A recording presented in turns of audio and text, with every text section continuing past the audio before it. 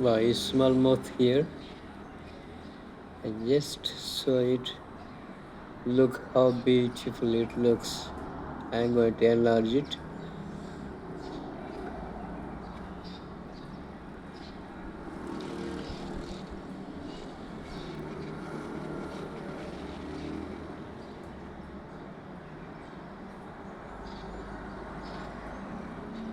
Okay.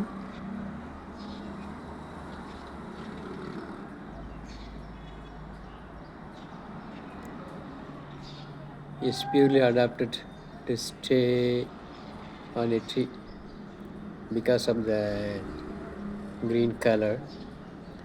And look at the edge.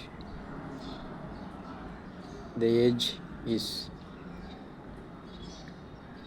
just like a tree bark color, a kind of brown.